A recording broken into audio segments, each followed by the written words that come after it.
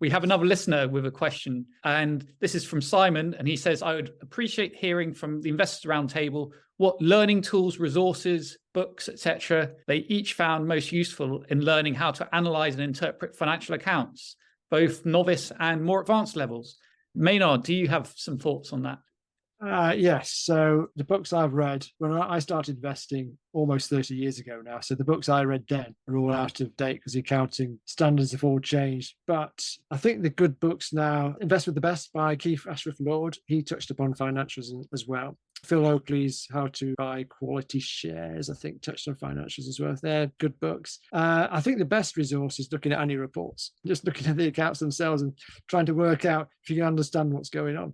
That's the way I learned. You read a few books trying to understand the sort of matching principle of revenue and costs. And once you've got that, then you can understand what the cash flow movements are. And then you look through a company's accounts and you try and piece it all together. So I would spend more time looking at actually reading company accounts rather than reading books, because after a while, you just get the same thing.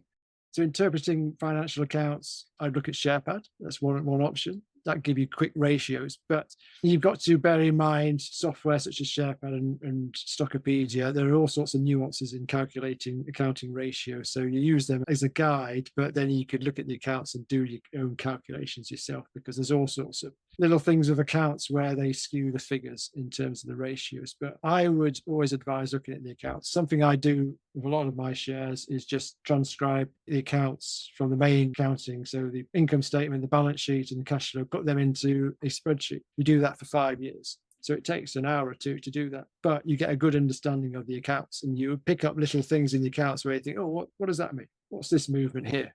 Provision. And then you just look up on the internet what a provision is. And you think, now I understand that. Oh, what's this? Oh, amortization of goodwill. Go onto the internet, find out what it is. Back in the day, pre-internet, when I started investing, you had to look at books. Now it's all online. And you can just search for all these accounting terms, and you usually get big accounting companies, big accounting firms describing what IFRS 15 is in great detail. You can read the summary, you can work out what a certain accounting policy is and what a certain accounting item is. So the internet, perhaps, or just Google searching for accounting terms is, I think, the very best learning resource, interpreting accounts.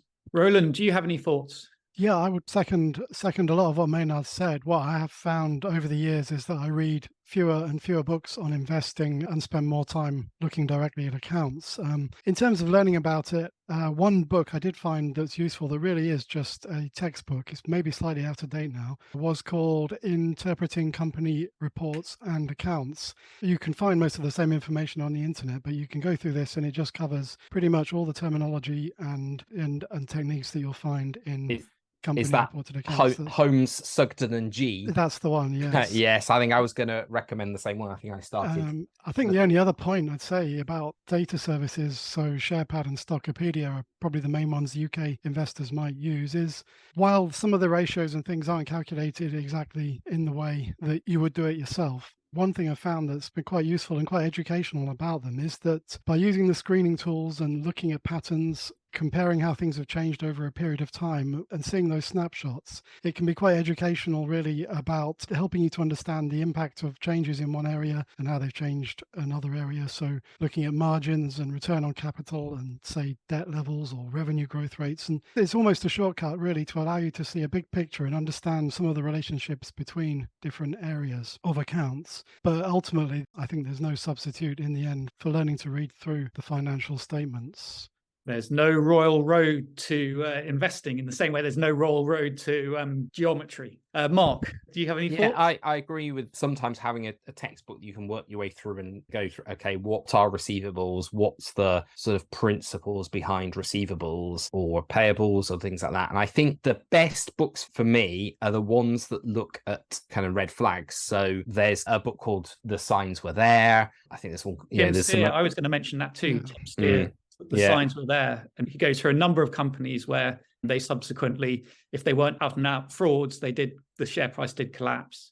And there's a few US focused ones. I think Financial Shenanigans is one, and Quality of Earnings is quite an old book. But again, you have to be careful about the accounting standards because things change and US accounting standards are different. But I think that if you have that mindset of a detective of, okay, what am I looking that's out of place? For example, Maynard said about quiz, the inventories are increasing faster than the sales are increasing. Well, the sales are going down and the inventory is increasing. That alone is not necessarily a problem, but it's a kind of red flag and it's something you need to watch. So the more you're able to pick out these things and think, well, what's going on in the business and what stands out as being slightly unusual, that gives you the ability to see through the accounts a bit more.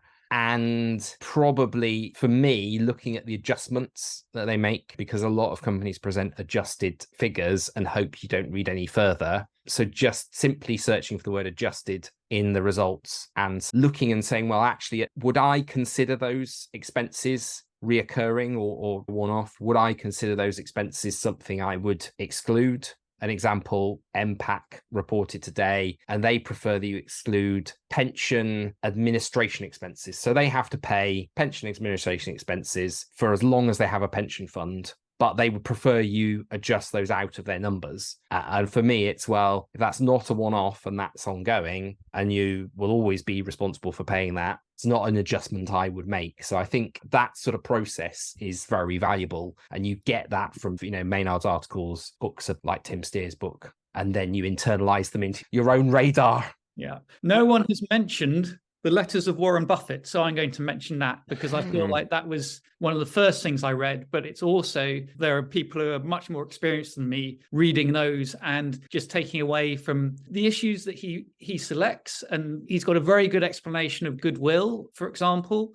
And I feel like that has been enormously helpful for me understanding financial reports and accounts, as well as, just to mention SharePad again, that although it's a financial database, and I guess this is true of Stockopedia as well, the database, and it does also come with a lot of quality content from writers who are actually on this podcast. So you can learn a lot, not just from the database, but also reading how we interpret the numbers that SharePad or Stockopedia are giving us. That's a really good book. I would echo the signs were there. And also interpreting company accounts.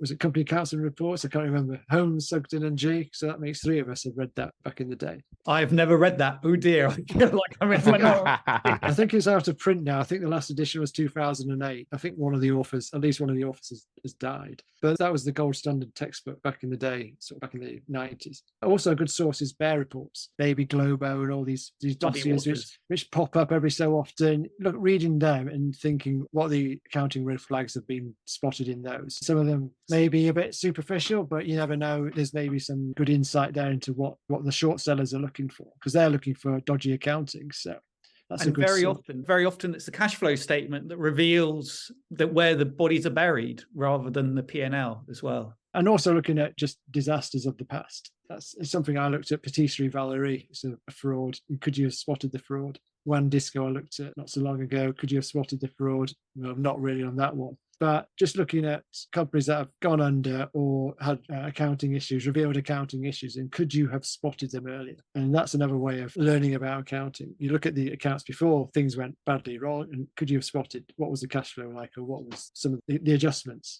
Mark mentioned about adjustments, and perennial regular adjustments are the same thing. You do think management being optimistic, useful life accounting as well, where they just flatter profits and they just say an asset has got a life of 10 or 20 years or something, when clearly it doesn't. Those sort of things may not make a huge difference in the accounts, but the management may be optimistic about other things as well, what they're telling you about current trading and so on. And I think with things like that, it's changes matter more than the absolute values. So if you see kind of payables, inventories, receivables soaring, that can be a red flag. The same with just other factors. It's often the change that matters as much as the absolute value. So it bears looking at them in historical context as well as one-off. Simon, thank you for that question. That's really quite thought-provoking. If any other investors would like to ask questions, they can get in touch with us through the podcast dashboard. Well, that's it for this time. Thanks for listening to the Investors Roundtable. If you enjoyed this episode, please do consider supporting our podcast through a monthly subscription. That way you'll keep the podcast going and help us remain free of full adverts. That website link again, pipod.co.uk. So until next time, thank you and goodbye.